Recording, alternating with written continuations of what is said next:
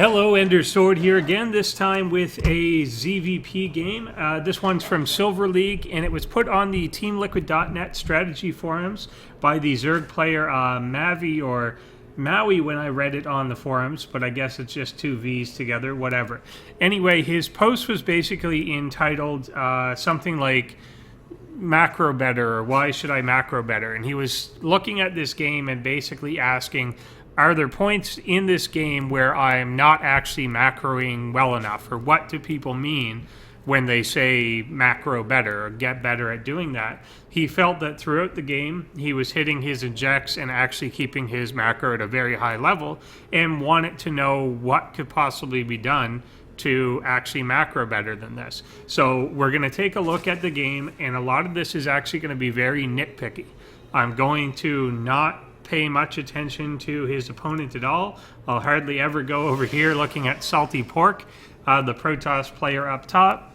That's not going to matter too much. We're not going to focus too much on strategy. There may be a couple things I say about that throughout the game that are like huge, but that's about it. Mostly we are keeping our eyes on the macro and trying to see what can actually be done to improve that. And I suggest if that's what you're looking at for your own games, you kind of do a run through of your replays where you actually are really only looking at your own base, looking at your own units, and looking at your own production tab, and just looking for times when you either forgot to drop a mule, didn't hit an inject, you weren't making workers, you weren't doing something that is macro, your facilities were idle, anything like that that will contribute to your macro performance. And just look at that apart from the fact that you're actually playing a game out here on this part of the map. So just keep an eye on what you're doing at home. So already we're kind of pointing out a couple like nitpicky things that, hey, you know, we've got enough money to make those, but it took a few seconds for us to actually turn these larvae into workers. He was trying to get the hatchery down, but there is enough money to be converting these. I don't know if he wants to make them into lings or workers, but we've got 3 larvae down now on the ground that aren't doing anything. So we want to be actually making out of those, obviously. In this case, he did kind of get supply blocked for it for a second there, and actually couldn't be making what he wanted. So that's just an early sort of bump that you're going to run into that kind of can add up over the course of the game. But again, I'm trying to be fairly nitpicky. And yes, the Overlord speed increase is pretty good. You can see he's just bolting across the map there. So Queen comes out immediately, does hit the inject. Overall, one of the things that Maui was mentioning during the in his post was that he felt he was hitting the injects pretty well. And I've gone over this once quickly already, and it does look like he's hitting those quite well. So that's obviously an area that he's been practicing on and deciding not to miss. However, the area that's kind of falling off on the other end of that is very often he's hitting these injects, but then the larva stays on the ground for a significant period of time. He's decent with that in the early game, but already we're seeing, okay, well, I just hit that inject just great, but now I've got 4 larvae on the ground because I'm supply blocked again. So he's basically got to wait for that Overlord to pop out, which there it is. So he's supply blocked for a little bit. Now we're going to get, we've got 2 larvae on the ground still not being used. We're going to have this set of larvae pop out, but now I've only got 4 spots in my supply again, and he's just now beginning another Overlord production. So we've already hit that cap again. So again, there's 3 larvae now here that cannot be used. So even though he's actually hitting these injects, he's getting the larva out onto the ground for himself, he can't actually use it right away. So right at this point in the game, even this early, he's probably down about 5 to 8 workers, or 5 to 8 units of some kind that he could be developing to put himself even more and more ahead. He's obviously still a little bit ahead of where the Protoss player is, 29 drones to 28 probes, but he actually could be farther ahead than that, or he could have a small army out on the map, whichever you want it to do, whether you're going for economy or production, whatever it is. That's kind of your call strategically, but the fact is that you can actually be producing out of it. And how I'm saying there's 5 larvae on the ground, but you probably could have got about 8 more things, is because you've got to remember when there are 3 or more larvae on the ground, the hatchery is no longer automatically producing more larvae for you. So anytime a single hatchery like this has 5, ordinarily on certain intervals, the hatchery will pump out another larva by itself, completely independent of the inject. But when there's 3 on the ground, it stops doing that. So basically every little period that you've got 3 actually on the ground, you're missing out on kind of that extra free larva that you would have got. And we can already see at this point off 2 base, which are mining pretty well, we're getting the money kind of spiraling up there. He's also not really investing into technology or anything like that. We've got 12 larvae sitting there on the ground now, and those take a little while to kind of morph in. I can tell that his attention was over here, kind of getting that overseer into place and getting this observer. This was kind of where he was looking, and it wasn't until after he went back that he does decide to morph those into something. Again, when you do have a bit of extra money, then you definitely want to be putting down, you know, an Evo chamber, a roach warren, whatever your next part of the tech path is going to be. He does expand here, which obviously is going to be pretty decent for macro.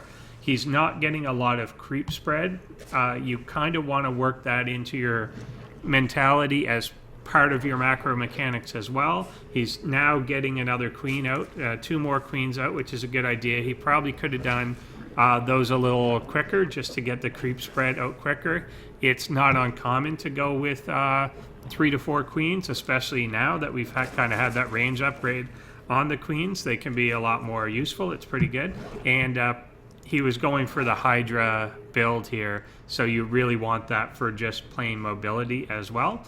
He's getting kind of harassed by these phoenixes, not very much. They're not doing a lot of damage to him or anything like that, not really being threatening. But I don't know if that's why he made the Hydras or that's just kind of a coincidence or whatever, but honestly doesn't really matter for what we're getting into.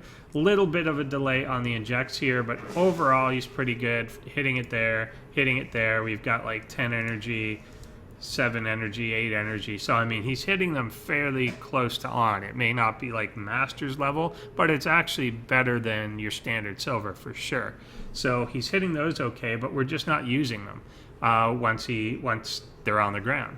Again, we're at 109 of 110 supply, and in production kind of makes 3 overlords. He's kind of stuck at that point for a little bit where he can't produce the hydras that he wanted to because of going into supply blocking.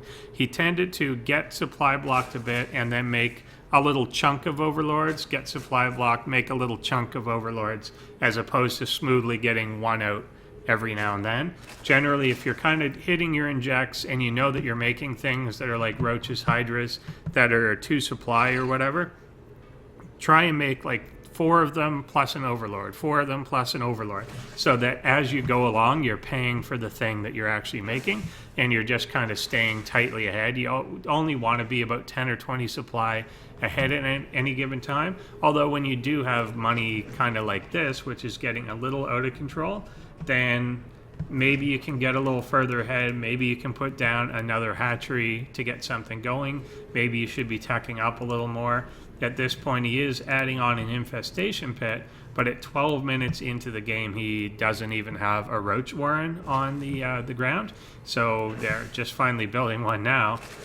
So that's quite late. This turned out to be a decent composition given what the Protoss player was doing with the Phoenixes, which kind of, they weren't very effective, but this would be a bad composition against a lot of things.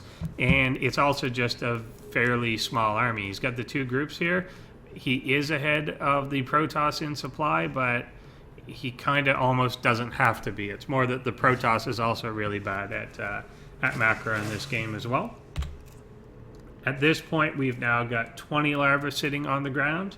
We're just kind of spiraling higher and higher with that of larvae that's sitting there unused. He tends to be letting it pool up and then kind of using it all at once, almost like he's remembering to do it, works his money down, and then kind of has them build up as he gets money again. But as these sit on the ground, if there's 12 on the ground, you're just losing out on every little bit of larva that could be coming out of these hatcheries. Definitely get a macro hatch at that point. Also, he's kind of entered just full-on unit mode, so he's not really preparing to take a fourth by getting enough drones out or anything. A lot of Zerg players do like to get up to about 80 or so. It still leaves you a pretty significant supply room for your army to be there. But 66 isn't bad. Obviously, he's crushing his opponent, so that's not really huge. It's a good thing in the long run, but at this level, you don't worry about getting like a fourth or totally optimized drones at this point. And he wants to put more of that supply into the army, which he is now moving out and across the map. We're now starting to see definitely the effect of not having creep out anywhere. He didn't really have vision. He's tipping the Protoss off to the fact that this is coming, and the Hydras are just kind of slow. Luckily, the Protoss player does decide, I'm just going to send my Zealots in single file into this, which is just horrible. Charge lots are actually pretty good against Hydralisks. They're a very squishy thing, so if they can close in that range, they do actually do fairly well. But I think the force was just kind of overwhelming here. But the real thing to note at this point is there's 36 larvae just sitting on the ground at home. He's decided to put down a ton of spine crawlers here. And just now deciding to kind of reinforce that. They were sitting on the ground basically the entire fight, and as his force gets whittled down, he's just now starting production back at home. He's got the money to do it, but we've still got larvae sitting there.